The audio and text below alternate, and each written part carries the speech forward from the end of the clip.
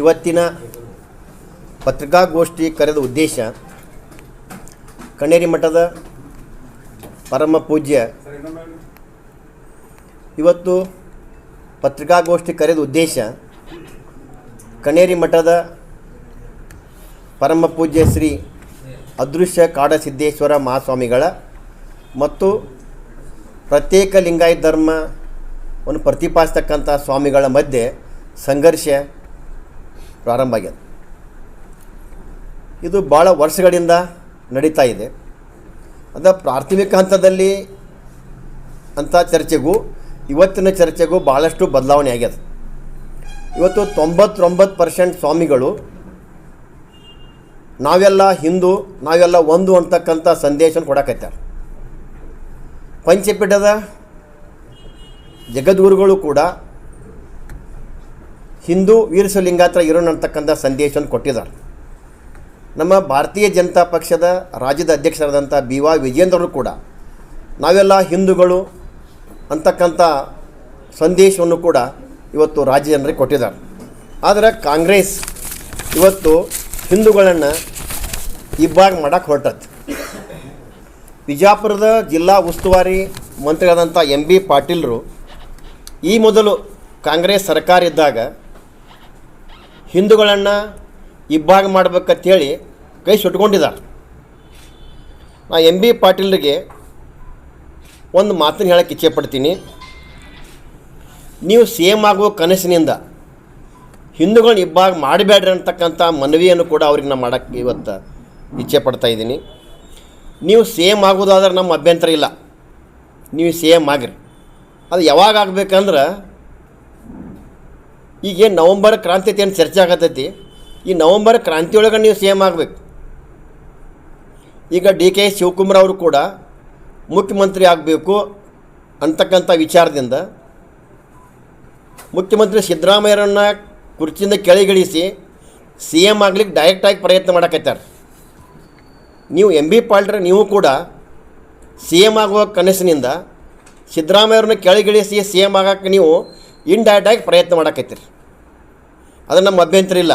ನೀವು CM ಆಗೋದಾದ್ರೆ ಇದೇ ನವಂಬರ್ದಾಗ ನೀವು ಈಗ ಇದ್ರೊಳಗೆ ಆಗಬೇಕು. ಮುಂದೇನ್ರಿ ಹಿಂದೂಗಳನ್ನ ಡಿವೈಡ್ ಮಾಡಿ ಲಿಂಗಾಯತ ನಾಯಕನಾಗಿ ನೀವು CM ಆಗಬೇಕತ್ತೇನ್ರಿ 2028 ಕನಸು ಕಂಡಿದ್ರೆ ಸಾಧ್ಯ ಇಲ್ಲ. ಯಾಕೆ 2028ಕ್ಕೆ ರಾಜ್ಯದಲ್ಲಿ ಭಾರತೀಯ ಜನತಾ ಪಕ್ಷ ಸರ್ಕಾರ ಆಡಳಿತಲಿರ್ತದೆ. ನಾವು ಇನ್ನೊಂದು ವಿಶೇಷ ಹೇಳಕ್ಕೆ ಹೇಳ್ತಾ ಇದ್ದೀನಿ. ಅವತ್ತು 2028ರಲ್ಲಿ ವಿಜಯಪುರ ಜಿಲ್ಲೆಯಲ್ಲಿಯ 8 ಮತಕ್ಷೇತ್ರಗಳಲ್ಲಿ ಭಾರತೀಯ ಜನತಾ ಪಕ್ಷದ ಅಭ್ಯರ್ಥಿಗಳು ಆರಿಸಿ ಬರ್ತಾರೆ. ಅದಕ್ಕೆ ನಿಮಗೆ ಈಗ ಅವಕಾಶ ಇರೋದು ಈಗ ಮಾತ್ರ ಅಂತಕ್ಕಂಥದ್ದನ್ನು ಹೇಳಕ್ಕೆ ಇಚ್ಛೆಪಡ್ತೀನಿ. ಮತ್ತು ಇನ್ನೊಂದು ಏನಾಗೈತೆ ಅಂದ್ರೆ ಕಾಂಗ್ರೆಸ್ನಲ್ಲಿ ಇರ್ತಕ್ಕಂಥ ನಾಯಕರೇನು ನೀವು ಲಿಂಗಾಯತ ನಾಯಕ ಆಗ್ಬೇಕತ್ತೇನೇನು ಪರಿತಪ್ಸಕೈತೀರಿ, ಅದು ಸಾಧ್ಯ ಇಲ್ಲ. ಯಾಕಂದ್ರೆ ನೀವು ಲಿಂಗಾಯತ ನಾಯಕ ಅಥವಾ ಹಿಂದೂ ನಾಯಕ ಆಗ್ಲಾಕ ನಿಮ್ಮ ನೈತಿಕ ಹಕ್ಕನ್ನು ನೀವು ಕಳ್ಕೊಂಡಿದ್ದೀರಿ.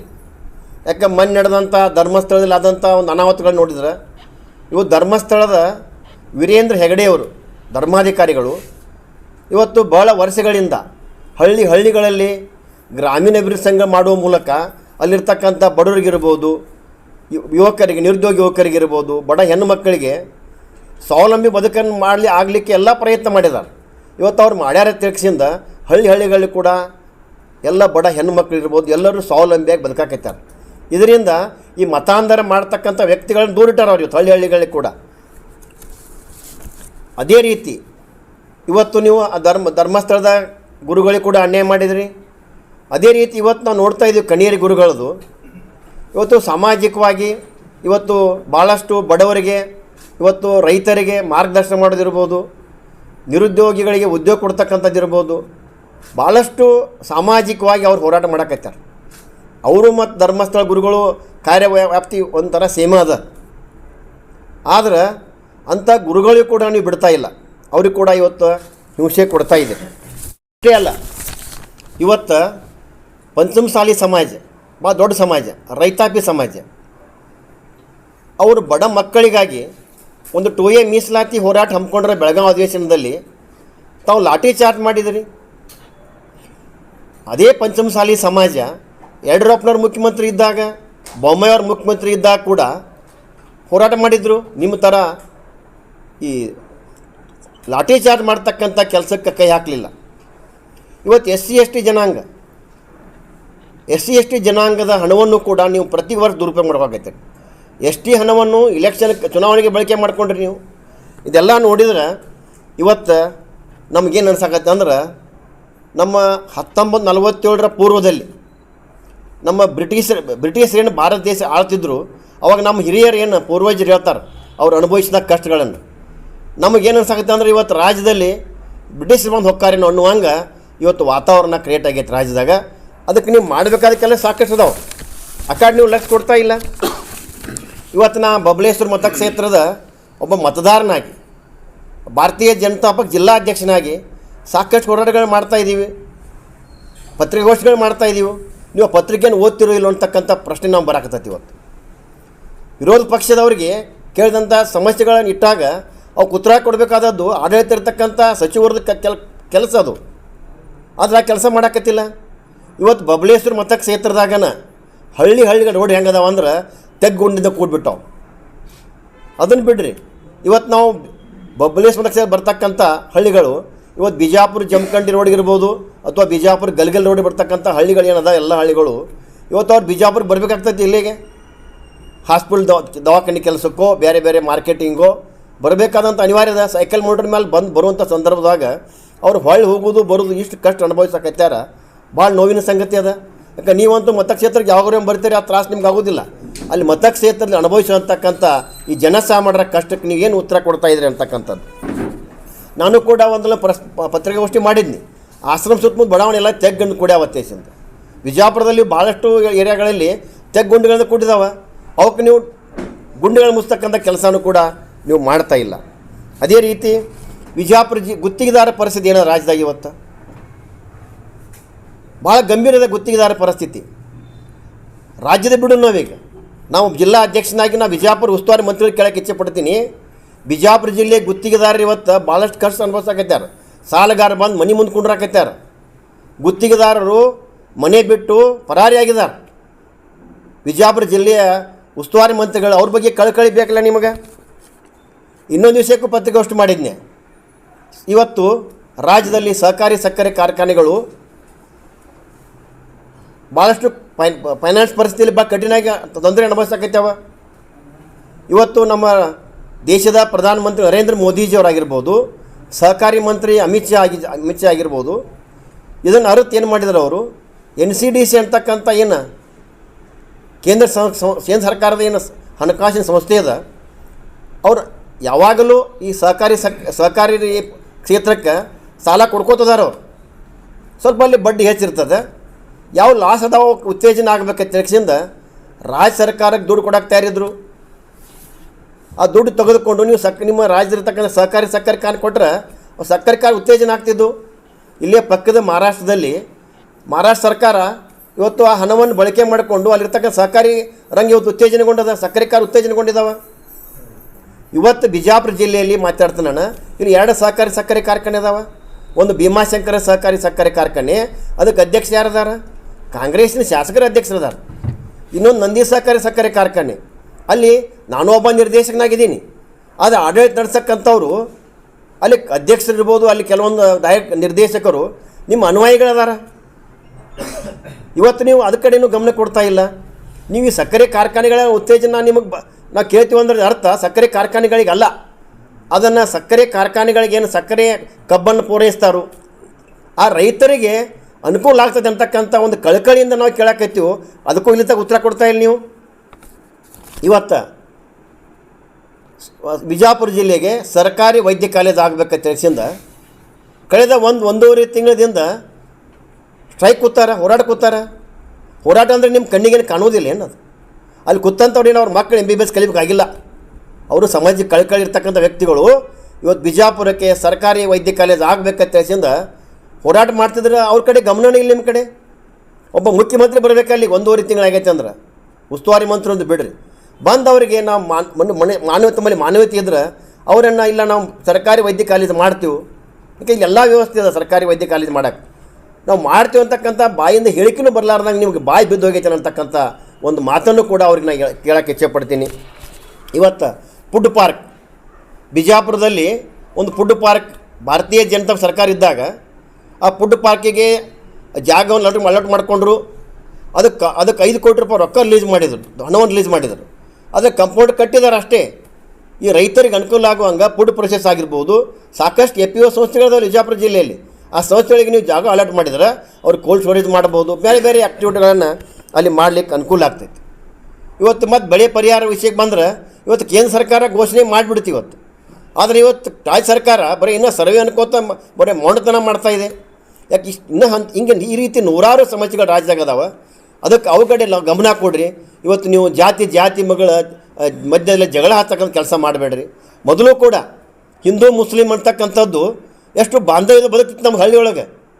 ಅವಾಗ ಹಿಂದೂ ಲಿಂಗಾಯತ್ ಹಿಂದೂ ಮುಸ್ಲಿಂ ಅಂತ ನಾವು ಬರೆಸ್ತಿದ್ವಿ ಶಾಲೆ ಒಳಗೆ. ಇವತ್ತು ಹೇಳ್ರಿ ಹಿಂದೂ ಮುಸ್ಲಿಮಲ್ಲಿ ಏನು ಕೆಟ್ಟ ಭಾವನೆಗೆ ಬರಾಕತ್ತೇವಂದ್ರೆ ಇದಕ್ಕೆ ಇಂಡೈರೆಕ್ಟ್ ಆಗಿ ಕಾಂಗ್ರೆಸ್ ಸರ್ಕಾರ ಮಾಡಿದ ಇದು ಹುಳಿ ಹಿಡಿತ ಕೆಲಸ ಮಾಡಿ ಹುಳಿನೇ ಕಾರಣ ಅಂತಕ್ಕಂಥದ್ದು ಕೂಡ ನಾನು ಹೇಳೋಕ್ಕೆ ಇಚ್ಛೆ ಪಡ್ತೀನಿ. ಅದ್ರ ಜೊತೆಗೆ 2013ನೇ ಇಸ್ವಿಯಲ್ಲಿ ಏನು ರಾಜ್ಯದಲ್ಲಿ ಕಾಂಗ್ರೆಸ್ ಸರ್ಕಾರ ಇತ್ತು, ಸಿದ್ದರಾಮಯ್ಯ ಮುಖ್ಯಮಂತ್ರಿ ಇದ್ದರು, ಈ ಕಾಲುವೆಗಳಿಗೆ ರೈತರ ಜಮೀನನ್ನು ಭೂ ಸ್ವಾಧೀನ ಮಾಡ್ಕೊಂಡ್ರಿ. ಇವತ್ತು ಆ ಭೂಮಿ ಕಳೆದುಕೊಂಡವ್ರಿಗೆ ಭೂಮಿಯೂ ಇಲ್ಲ, ಅವ್ರಿಗೆ ನೀರೂ ಇಲ್ಲ, ಅವ್ರಿಗೆ ಪರಿಹಾರನೂ ಇಲ್ಲ. ಕನ್ನೇರಿ ಶ್ರೀಗಳ ಬಗ್ಗೆ ಹೋರಾಟ ನನಗೆ ಅನ್ನಿಸ್ತೈತೆ ಸರ್. ಯಾಕಂದ್ರೆ ಕನ್ನೇರಿ ಶ್ರೀಗಳು ಮಾತಾಡಿದ್ದು ಆ ಗುರುಗಳಿಗೆ ಅವ್ರಿಗೆ ಸಂಬಂಧಪಡಿಸಿ ಅದು ಅವ್ರು ಅದನ್ನು ಕ್ಲಿಯರ್ ಮಾಡೋಕತ್ತಾರೆ. ಈಗ ಅದನ್ನು ಬಿಜಾಪುರದವನಾಗಿ ನಾನು ಹೇಳಕತ್ತೀನಿ. ನಾನು MB ಪಾಲ್ರಿಗೆ ಕೇಳ್ತಾನೆ, MB ಪಾಲ್ರೆ ಈ ಥರ ನಿಮ್ಮ ಬಾಯಿ ಒಳಗೆ ನಿಮ್ಮ ಮನಸ್ಸಾಕ್ಷಿಯಾಗಿ ವಿಚಾರ ಮಾಡಿರಿ, ಒಂದರ ನಿಮ್ಮ ಬಾಯಿ ಒಳಗೆ ಇಂಥ ಮಾತುಗಳು ಬಂದಾವಿಲ್ಲೋ ಅಂತ ತಿಳಿಸಿಂದ ಅದನ್ನು ನೀವೇ ನಿಮ್ಮ ಮನಸ್ಸಿಗೆ ಹೇಳ್ಕೊಂಡ್ಬಿಡೋದು, ಹೊರಗೆ ಹೇಳ್ಬೇಡ್ರಿ ಅಂತಕ್ಕಂಥ ಮಾತನ್ನು ಹೇಳ್ತೀನಿ. ಮತ್ತು ನೀವು ಕನ್ನೇರಿ ಗುರುಗಳಿಗೆ ನೀವು ಯಾವ ರೀತಿ ಅನ್ಯಾಯ ಮಾಡ್ತಾಯಿದ್ದೀರಿ, ಇದೇ ರೀತಿ ನೀವು ಅನ್ಯಾಯ ಮುಂದುವರಿಸಿದ್ರೆ ಈಗ ಧರ್ಮಸ್ಥಳದ ದೊಡ್ಡ ಹೋರಾಟ ಆಯಿತು. ಅದೇ ರೀತಿ ಬಬಲೇಶ್ವರದ ಜನ ನನಗೆ ದಿನ ಫೋನ್ ಹಚ್ಚಕತ್ತಾರೆ. ಇವತ್ತು ಸಾಮಾನ್ಯ ಜನ ಇವತ್ತು ನಿಜವಾಗಿ ಕೂಡ ಕನ್ನೇರಿ ಗುರುಗಳ ಬಗ್ಗೆ ಎಷ್ಟು ಗೌರವ ಅದ ಅನ್ನೋಕೆ ನನಗೆ ಬರ್ತಕ್ಕಂಥ ಫೋನ್ಗಳು ನೋಡಿದ್ರೆ ನಿಜವಾಗಿ ಕೂಡ ನಾನು ಹೆಮ್ಮೆ ಪಡಬೇಕು ಕನ್ನೇರಿ ಗುರುಗಳ ಬಗ್ಗೆ. ಇವತ್ತು ಮೊಬೈಲ್ ತೆಗೆದ್ರೆ ಫೇಸ್ಬುಕ್ ಇರ್ಬೋದು, ವಾಟ್ಸಪ್ ಇರ್ಬೋದು, ಅವ್ರ ಬಗ್ಗೆ ಒಳ್ಳೆಯತನವನ್ನು ಬರಿತಕ್ಕಂಥದ್ದು ಇರ್ಬೋದು. ನೋಡಿದ್ರೆ ನಿಜವಾಗಿ ಕೂಡ ಇವತ್ತು ಇದೇ ರೀತಿ ಅವ್ರ ಕನ್ಯರುಗಳಿಗೆ ಏನು ತೊಂದರೆ ಕೊಟ್ಟರೆ ಇಡೀ ಬಬಲೇಶ್ವರ ಮತಕ್ಷೇತ್ರ ಹಳ್ಳಿಗಳಲ್ಲಿ ಜನ ದಂಗೆಗೆ ಹೇಳ್ತಾರೆ ಅಂತಕ್ಕಂಥದ್ದು ಕೂಡ ನನಗೆ ಸೋಯ್ಚೆಂದು ಬರುವಂಥ ವಾತಾವರಣ ಕಾರಣ ಆಗತ್ತೆ. ನನಗೆ ಫೋನ್ ಬರ್ತಾವೆ ಆ ರೀತಿ. ಕನ್ನೇರಿ ಶ್ರೀಗಳಿಗೆ ನಾವು ಭೇಟಿಯಾಗಿ ಇಲ್ಲ, ನಾನು ಕನ್ನೇರಿ ಶ್ರೀಗಳಿಗೆ ಹೋಗಿ ನಾವು ಆಶೀರ್ವಾದ ತೊಗೊಂಡು ಬಂದಿದ್ದೀವಿ ರೀ. ಚರ್ಚೆ ನಾವು ಮಾಡಿಲ್ಲ ಅದ್ರ ಬಗ್ಗೆ.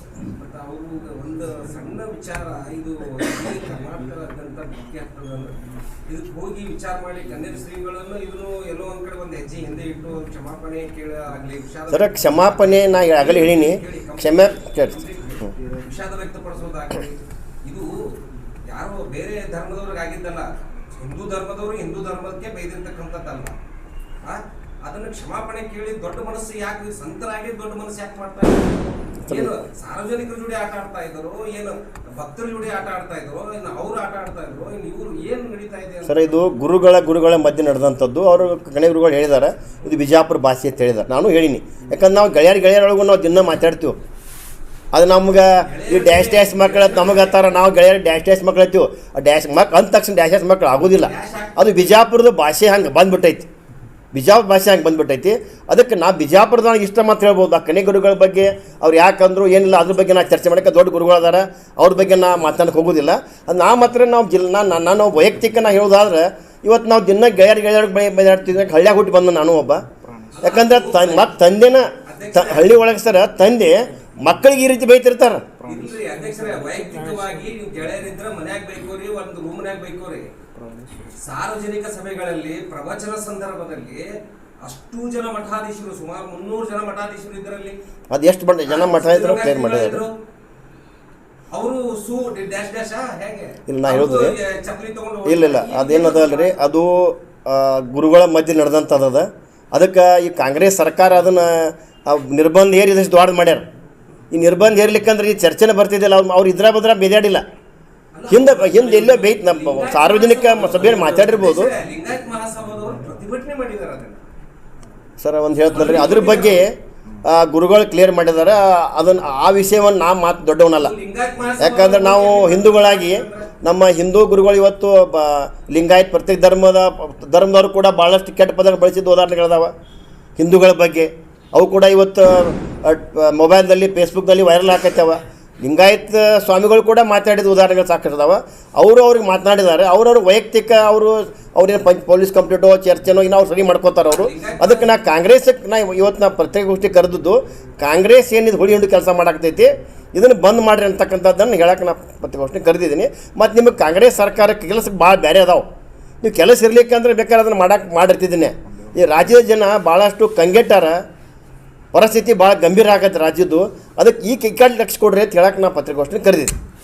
ಅದನ್ನು ಅವರು ಗುರುಗಳು ಅವ್ರು ತಮಗೆ ಮತ್ತೆ ಇನ್ನಷ್ಟು ನಿಮ್ಮ ಕಡೆ ಅವ್ರು ಇವತ್ತು ನಿಮ್ಮ ಕಡೆ ಬರಬೇಕು, ಬಂದಾಗ ಅವ್ರು ಸ್ಪಷ್ಟೀಕರಣ ಕೊಡ್ತಾರೆ. जुड़े रहिएगा आपके अपने चैनल बीजापुर समय के साथ।